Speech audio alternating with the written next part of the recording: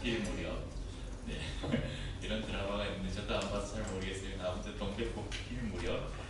제가 2주 전에 이렇게 이제 배경으로 쓸 사진을 찍으러 제주를 하루 다녀왔는데, 네, 그때 그 카멜리아 힐이라는 곳에 가서, 네, 카멜리아가 동백이에요. 근데 갔는데 열었더라고요. 제가 찍어온 거예요. 제주도에서. 근데 동백의 꽃말을 찾아보니까 그 대표적인 꽃말은 그 누구보다 당신을 사랑합니다, 이런 꽃말이 있고, 또 울릉도에서 전해져 내려오는 이야기를 따라서 기다림이라는 꽃말도 가지고 있더라고요. 울릉도 지역에 섬이잖아요. 이제 부부가 살았는데 남편이 이제 부트로 1년 동안 일을 하러 갔는데 아내가 남편을 기다리다가 병이 들어서 죽었대요. 그래서 죽은 후 열흘 후에 남편이 돌아왔다고 합니다. 네, 아내를 묻은 그 자리에서 꽃이 이렇게 빨간 꽃이 피었는데 이게 동백꽃이 있다고 합니다. 그래서 동백꽃의 꽃말에 울릉도 지역에서는 기다림이라는 꽃말도 가지고 있다고 합니다. 아무튼 요즘 한창 인기 드라마의 제목도 그렇고 이제 동백철이에요. 12월이 되면 그 제가 갔다 왔던 그 카멜리아 힐은 이제 막 이렇게 봉우리가 한 나무에 이런 봉우리가 막 이렇게 했는데 이게 며칠 한 2, 3주 정도 지나서 이게 다 개화를 하면 정말 예쁘겠더라고요. 여기 또 오동도에 가면, 여수 오동도 가면 또 동백이 많습니다. 네, 아무튼 동백꽃이 한창인데 이 꽃말을 이렇게 종합해 보자면 그 정말 내가 간절히 사랑하는 그 사람을 기다린다, 이렇게 종합해 보지 않을까, 있지 않을까 생각이 듭니다. 오늘은 교회력의 시작인 대림절 첫째 주일입니다. 세상의 달력은 1월 1일에 시작하잖아요. 그런데 교회력이라는 것은 교회에서 지키는 이 달력, 이게 교회력이에요. 예수 그리스도의 일대기를 절기로 지키는 것을 교회력이라고 하는데, 이 교회력은 언제 시작하냐면 이 대림절부터 교회력이 시작됩니다. 그래서 많은 교회들이 그 회기를 11월 말일까지 마무리하고 12월에 많은 교회들이 다음 해가 시작되는 교회들이 많습니다. 11월까지 모든 것 정산하고 12월에 새로운 직분자도 임명하고 예산도 재정도 12월부터 다음 회기가 시작되는 교회들이 많습니다. 그런 교회들이 주로 이런 교회력을 따라서 이렇게 진행하는 경우가 많습니다. 대림절은 한자를 풀이하면 기다릴 림, 이말림을 뭔가 두음법칙인가요?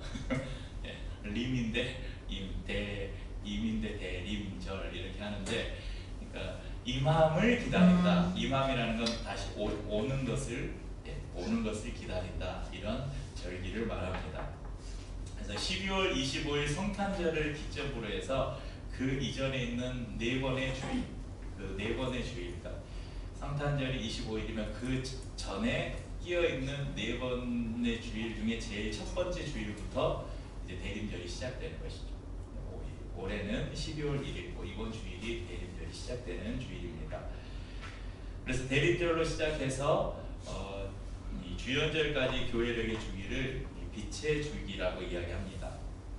이 대림절은 오실 예수님을 기다리는 절기이고요. 성탄절은 뭡니까? 오신 예수님을 기뻐하고 감사하고 축하하는 절기이고, 주연절은 사람들에게 나타나셔서 공생애를 시작하신 예수님을 기념하는, 기억하는 절기입니다.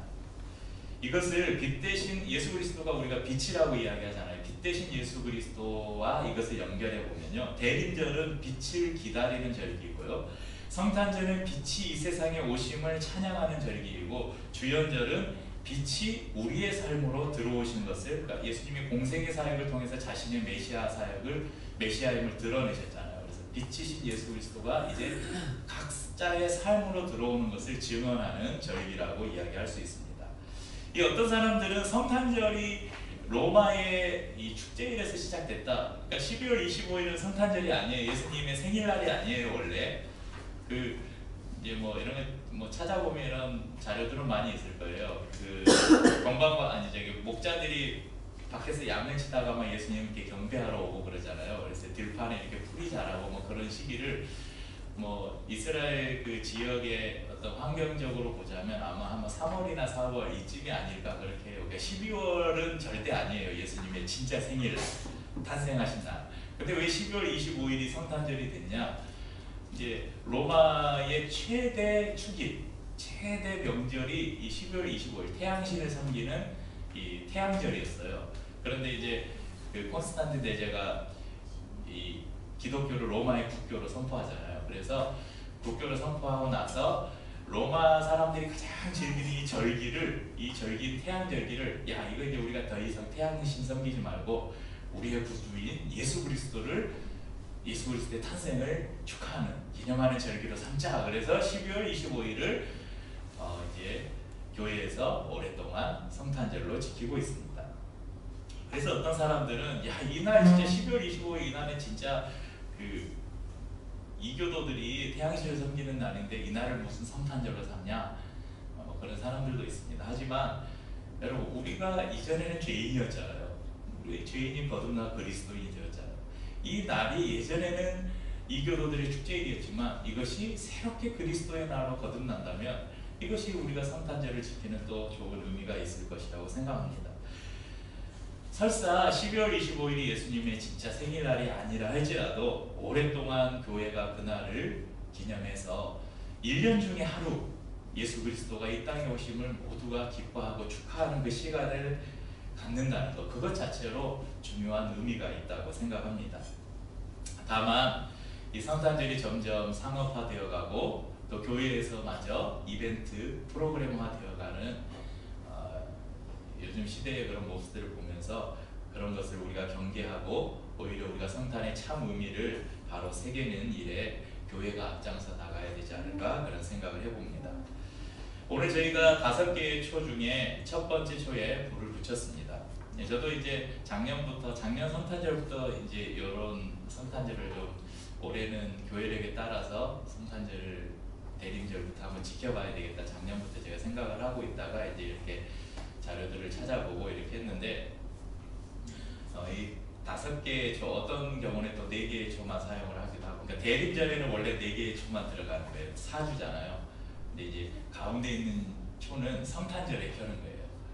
그러니까 4개의 초가 하나하나 켜져가면서 예수 그리스도의 빛 대신 예수 그리스도가 우리 가운데 오심을 우리가 기억하는 것이고 동시에 이 보라색 이 대림절의 상징 색깔이 원래 이제 카톨릭이나 이런 데는 교회력의 절기마다 상징하는 색을 써요. 그래서 교회의 이런 장식이나 이런 것들도 다 그 색으로 하는데 대림절의 상징 색은 무슨 색일까요?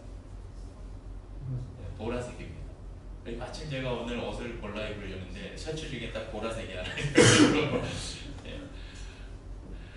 네, 원래 이제 이런 목사님들이나 저기 카톨릭 같은 데는 가운이나 이런 그 예복을 같이 입는 데는 보통 보라색 스투를 이렇게 착용하고 그렇게 합니다. 근데 이제 또 다른 보라색이 갖고 있는 게 죄를 상징하기도 한대요. 보라색이. 그래서 제일 진한 색부터 한 주간 하나씩 켜는 거예요. 그러면서 빛 대신 예수 그리스도, 빛으로 오신 예수 그리스도가 오면서 어둠이 물러가잖아요. 그러니까 빛이 하나씩 켜지면서 우리의 죄가 조금씩 정결하게 되면서 마지막에 온전히 깨끗게 되는 이제 그런 상징을 담고 있다고 그래요. 그러니까 원래 카톨릭이 이런 이제 이걸 이제 막 거의 우상화하다시피 해서 숭배를 하니까 문제가 되지만 카톨릭이 가지고 있는 예전 가운데 상징을 통해서 우리에게 전달해주는 메시지가 굉장히 좋은 것들이 많이 있어요. 그런 것들을 우리가 적극적으로 좀 수용을 할 필요가 있다고 생각합니다. 저희가 매주 나누는 성찬 좀 교회에서는 거의 잃어버렸잖아요. 이게 정말 초대교회부터 우리 가운데 예배 가운데 정말 중요한 예전인데 지금 개신교회는 이걸 많이 잃어버렸어요. 그래서 한 달 많이 하는 교회가 한 달에 한 번 아니면 뭐 1년에 2번, 1년에 4번 이렇게 하는데 저희는 이거 매주 성찬을 나누고 있잖아요. 지금 카톨릭은 성당을 가면 매주 이거 성체를 나누는 이 성찬을 하잖아요. 그래서 이런 우리가 대림절에 이렇게 초를 하나씩 켜면서 빛 대신 예수 그리스도가 우리 가운데 조금씩 다가오는 것을 눈으로 보는 거예요. 체험하는 것이죠. 또 빛이 하나씩 켜지면서 우리의 죄를 그리스도께서 정결하게 하셨구나라는 것을 우리가 조금 더 이해한다면 더 좋은 의미가 될 수 있을 거라고 생각합니다. 여러분 마라나타라는 말을 잘 아시죠? 우리가 찬양으로도 많이 부릅니다. 마라나타라는 이 단어가 무슨 의미입니까? 주 예수여 어서 오시옵소서. 예수님 어서 오시옵소서. 이 단어가 마라나타라는 단어입니다. 구약의 이스라엘 백성들은 하나님이 보낼 메시아를 날마다 기다리면서 살았어요. 그런데 정작 메시아가 왔지만 메시아를 몰라보고 십자가에 못 박아 죽였죠. 그래서 정통 유대인들은 지금도 메시아를 기다리고 있는 거예요. 하지만 예수 그리스도는 2000년 전에 이 땅에 오셨습니다. 그리고 십자가에서 죽으시고 부활하시고 승천하셨습니다. 예수님이 승천하시면서 내가 속히 다시 오시겠다고 말씀하셨어요. 사도행전 1장 11절에는 이렇게 말씀합니다. 이르되 갈릴리 사람들아 어찌하여 서서 하늘을 쳐다보느냐 너희 가운데서 하늘로 올려지신 이 예수는 하늘로 가심을 본 그대로 오시리라 하였느니라.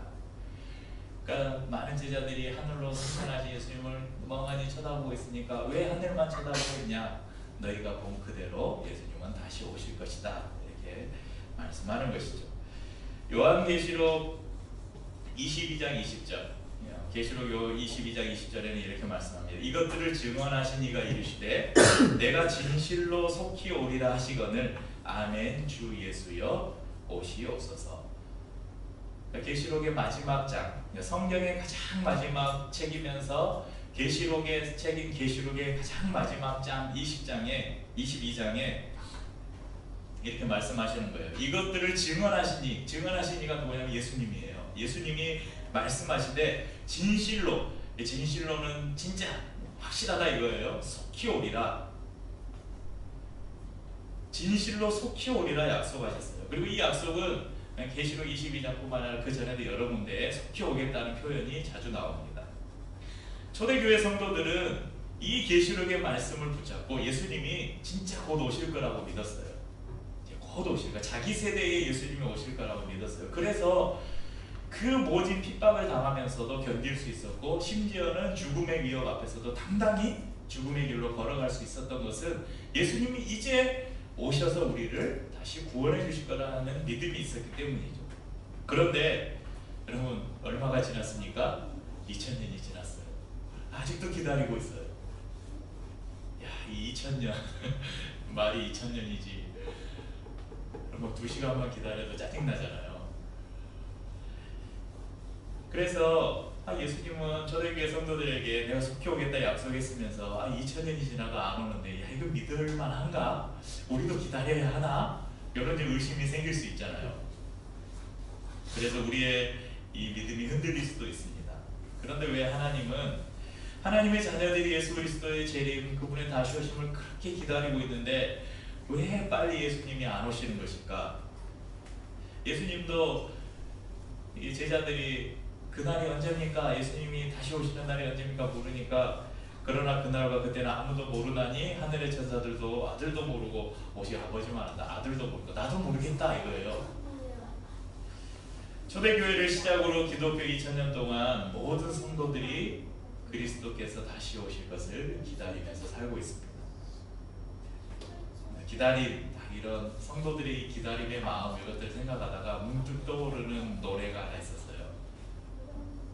그러면 이제 젊으신 분들은 잘 모르실 거고 교회를 오래 다니신 분들은 들어보셨을 거예요. 낮에나 밤에나 눈물 머금고 내 주님 오시기만 고대합니다. 가실 때 다시 오마 하신 예수님 오 주여 언제나 오시렵니까? 1절, 2절, 3절, 4절, 5절, 6절까지 있는데요. 이게 유명한 손양원 목사님, 사랑의 원자탄이라고 하는 손양원 목사님의 주님 고대가라는 노래입니다. 그분의 글에다가 곡을 붙인 건데 2절 너무 이 주님을 기다리는 마음이 절절히 흘러서 제가 6절까지 읽어드릴게요. 노래는 안 하고 2절에 보면 고적하고 쓸쓸한 빈 들판에서 희미한 등불만 밝히어 놓고 오실 줄만 고대하고 기다리오니 오 주여 언제나 오시렵니까? 먼 하늘 이상한 구름만 떠도 행여나 내 주님 오시는가에 머리 들고 멀리 멀리 바라보는 마음, 오 주여 언제나 오시렵니까? 내 주님 자비한 손을 붙잡고 면류관 벗어들고 찬송 부르면 주님 계신 그곳에 가고 싶어요. 오 주여 언제나 오시렵니까? 신부되는 교회가 흰옷을 입고 기름 준비 다 해놓고 기다리오니 도적같이 오심하고 하신 예수님, 오 주여 언제나 오시렵니까? 천년을 하루같이 기다린 주님, 내 영혼 강하는 것 볼 수 없어서 이 시간도 기다리고 계신 내 주님, 오 주여 이 시간에 오시옵소서. 너무 절절하지 않습니까?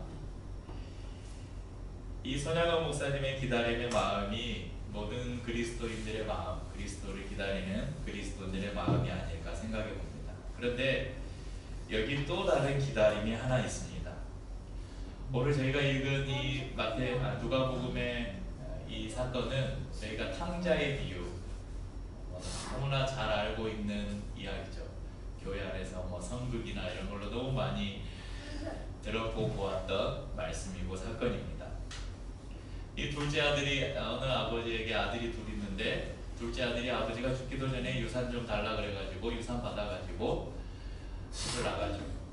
그래서 허랑방탕에서 모든 것을 탕진하고 비참한 삶을 살다가, 야, 내가 여기서 이렇게 비참하게 사느니 내 아버지 집에 가서 종으로 살더라도 아버지께로 가야 되겠다.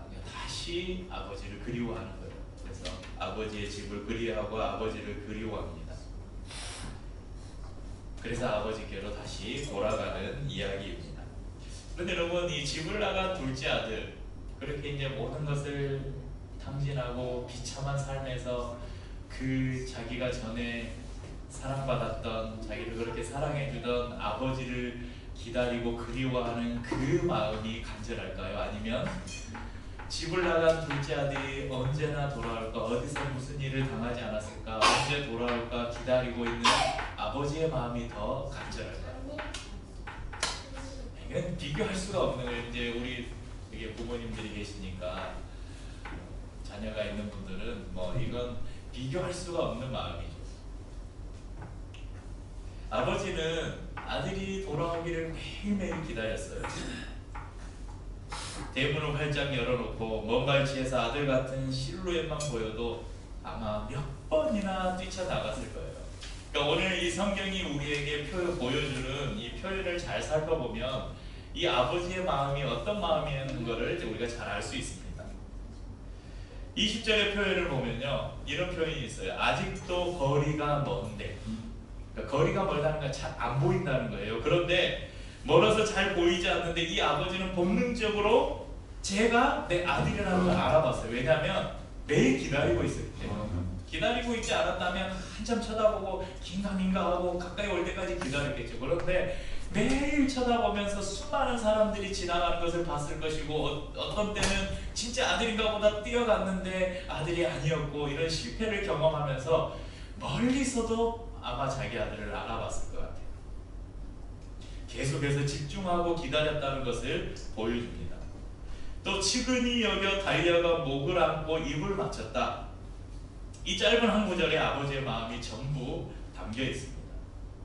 계속해서 읽어보면 좋은 옷을 입히고 가락지를 끼우고 발에 신을 신기고, 이거는 종이 아니라 이 아들은 내가 종으로라도 아버지 집에서 살고 싶다고 왔는데 다시 아들의 가락지를 끼웠다는 것은 이 주인이라는 신분을 상징하는 것이거든요. 그러니까 자기의 아들로서의 신분을 회복시켜줘요. 그리고 송아지를 잡아다가 잡고 잔치를 하고 즐기는 그런 장면이 나옵니다. 그러면서 이 아들은 잃었다가 다시 얻었노라 이렇게 말해요. 죽었다가 다시 살아났고 잃었다가 다시 얻었다, 이렇게 성경이 말해주고 있습니다. 여러분, 이 사건은요, 단순히 잃어버린 영혼을 찾으시는 아버지의 마음, 그것을 우리에게 보여준과 동시에 우리가 지금 조금 전에 가졌던 질문 있잖아요. 왜 성도들이 그렇게 그리스도께서 다시 오심을 기다리고 있는데 왜 하나님은 그리스도의 재림을 이렇게 늦추고 계십니까? 그것에 대한 답을 우리에게 주고 있습니다.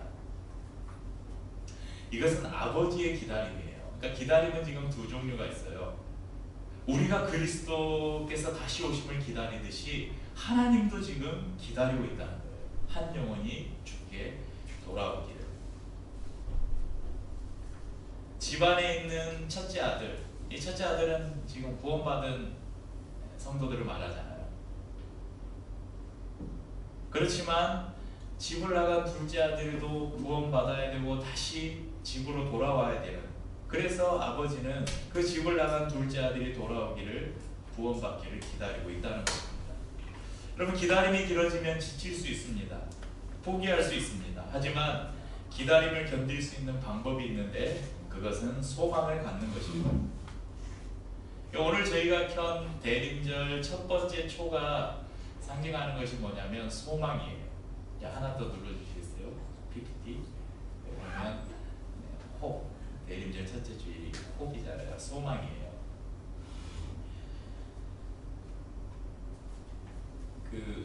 제가 잘 즐겨 부르지는 않지만, 또 가사 전체도 모르고 곡 전체도 모르지만 가끔 입에서 흥얼거리는 노래의 한 부분이 있는데요. 그리워하면 언젠가 만나게 되는 어느 영화와 같은 일들이 이루어져 가기를. 여러분 노래 아시죠? 부활의 네버엔딩 스토리라는 노래의 가사의 일부예요. 너무 이 가사가 너무, 김태원이 너무 이 가사를 너무 잘 써요. 그리워하면 언젠가 만나게 되는 어느 영화와 같은 일들이 이루어져 가기를. 막 영화 같은 데 보면 막 해마다 이렇게 그리워하다가 어느 날 만나잖아요. 그런 영화 같은 일들이 우리의 삶에 헤어진, 이건 헤어진 연인들에 대한 이야기지만, 이것이 좀 우리의 마음, 그리스도를 기다리는, 어느 날 그렇게 간절히 그리워하면 언젠가 만나게 되는, 내가 영화에서 봤어, 그리워하고 언젠가 만나게 돼. 이게 우리의 소망이 되는 거예요. 소망은 앞으로 될 일을 바라는 마음이라고 해요. 그러니까 소망이 있는 사람은 쉽게 포기하지 않습니다. 소망의 반대 뭡니까? 절망이죠. 헛된 기다림이 아니라 분명한 약속이 있는 기다림입니다. 그래서 이 약속을 잊지 않기 위해, 포기하지 않기 위해 우리는 주님이 오실 그날까지 이 대림절을 지켜나가는 것입니다. 올해 2020년에 주님이 오시지 않으면 저희는 어쩌면 2020년 12월 첫째 주에 또 이 초를 켜게 될지 모릅니다. 그 초를 켜면서 우리는 다시 한번 기억하는 거예요. 주님이 분명 다시 오실 것이다. 성도님들이 그리스도를 만났을 때를 떠올려 보십시오.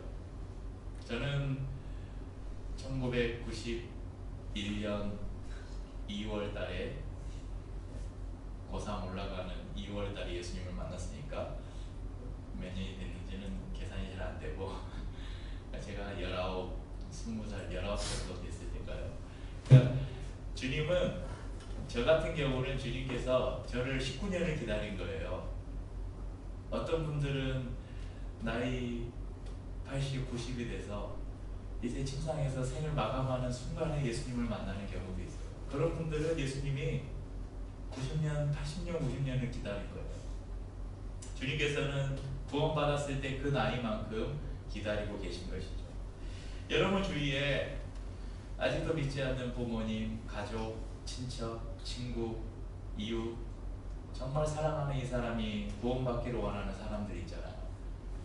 예수님 지금 오시면 어쩌겠어요? 천국 못 가는데 그 사람. 그러니까 우리 안에는 두 가지 마음이 공존해야 되는 거예요.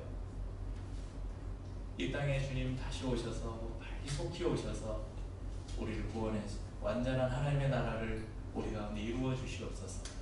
그런 마라나타의 신앙을 갖고 있음과 동시에, 그런데 주님 조금만 기다려 주십시오. 저희 어머니가 구원받아야 됩니다. 저희 동생이, 저희 형이, 저희 남편이, 저희 친구가, 제 사랑하는 사람이 아직 예수님을 만나지 못했습니다. 조금만 더 기다려 주십시오. 조금만 더 제 힘을 밀어 주십시오. 이런 마음이 동시에 있어야 하는 거죠.